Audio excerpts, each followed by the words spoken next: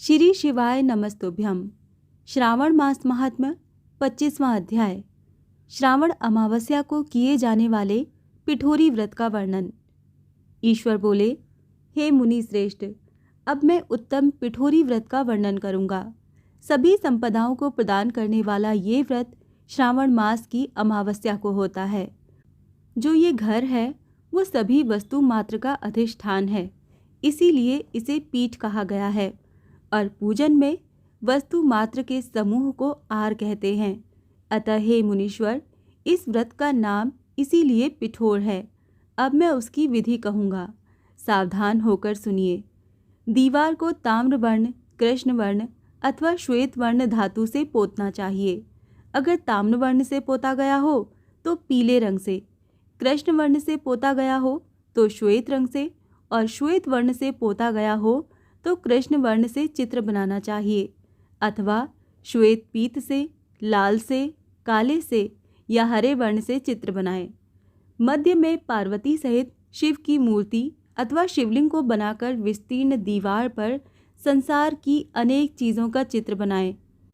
चतुशाला सहित रसोई घर, देवालय, शयन घर, 7 खजाने, स्त्रियों का अंतःपुर जो महलों तथा अट्टालिकाओं से सुशोभित तथा शाल के वृक्षों से मंडित हो, चूने आदि से दृढ़ता से बंधे पाषाणों तथा ईंटों से सुशोभित हो, और जिसमें विचित्र दरवाजे, छत तथा क्रीड़ा स्थान हो, इन सभी को चित्रित करें। बकरियां, गाय, भैंस, घोड़े, ऊंट, हाथी, चलने वाला रथ, अनेक प्रकार की सवारी गाड़ियां, स्त्रियां, बच्चे, वृद्ध, जवान, पुरुष, पालकी, झूला और अनेक प्रकार के मंच, इन सब का अंकन करें। सुवर्ण, चांदी, ताम्र, सीसा, लोहा, मिट्टी और पीतल के और अन्य प्रकार के विभिन्न रंगों वाले पात्रों को लिखें। शयन संबंधी जितने भी साधन हैं, चारपाई, पलंग, बिस्तर, तकिया आदि, बिल्ली, मैना, अन्य और भी शुभ पक्षी, पुरुषों तथा स्त्रियों के अनेक प्रकार के आभूषण, बिछौने तथा ओढ़ने के जो वस्त्र हैं, यज्ञ के जितने भी पात्र होते हैं, मंथन के लिए 2 स्तंभ व 3 रस्सियाँ, दूध, मक्खन, दही, तकर, छाछ, घी, तेल, तिल, इन सभी को दीवार पर लिखें। गेहूँ, चावल, अरहर, जौ, मक्का, वातानल, चना, मसूर, कुल्थी, मूंग, कांगनी, तिल, कोदो, कातसी नामक अन्न, सावा, चावल, उड़द, ये सभी धान्य वर्ग भी अंकित करें। सील, लोढ़ा, चूल्हा, झाड़ू, पुरुषों व स्त्रियों के सभी वस्त्र, बांस तथा तृण के बने हुए सूप आदि, ओखली, मूसल, गेहूं आदि पीसने तथा अरहर आदि दलने के लिए 2 यंत्र, चाकी तथा दरैना, पंखा, चंवर, छत्र, जूता, 2 खड़ाऊं, दासी, नौकर, दास, तृण आदि पशुओं का आहार, धनुष, बाण, शतघनी, खड्ग, भाला, बर्छी, ढाल, पाश, अंकुश, गदा, त्रिशूल, भिंदीपाल, तोमर, मुदगर, फरसा, पट्टिश, भुशुंडी, परिख, चक्र यंत्र आदि, जल यंत्र, दवात, लेखनी, पुस्तक, सभी प्रकार के फल, छुरी, कैंची, अनेक प्रकार के पुष्प, बिल्वपत्र, तुलसी दल, मशाल, दीपक तथा दीवट आदि उनके साधन, अनेक विध खाने योग्य शाक तथा पकवानों के जितने भी प्रकार हैं, उन सभी को लिखना है।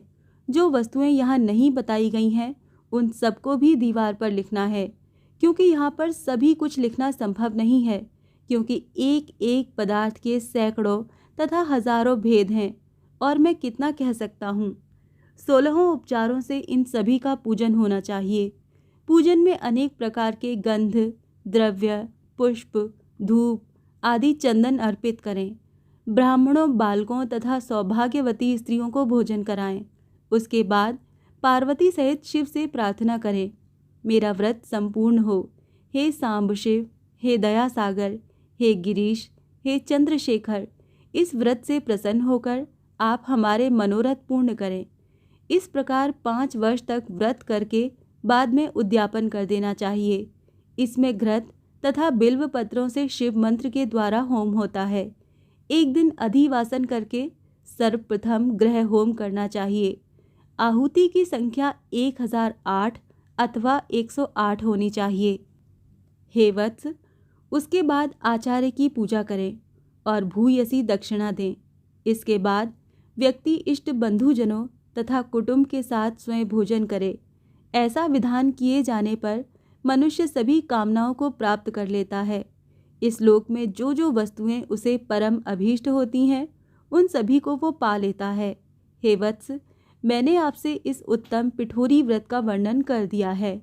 इस व्रत के समान सभी मनोरथों तथा समृद्धियों को प्रदान करने वाला और शिवजी की प्रसन्नता करने वाला न कोई व्रत हुआ है और न तो होगा। मनुष्य इस व्रत में दीवार पर जो जो वस्तु बनाता है उसको निश्चित रूप से पा लेता है। इस प्रकार श्री स्कंद पुराण के अंतर्गत ईश्वर सनत कुमार संवाद में श्रावण मास महात्म्य में अमावस्या की पिठोरी व्रत कथन नामक 25वां अध्याय पूर्ण हुआ। श्री शिवाय नमस्तुभ्यम।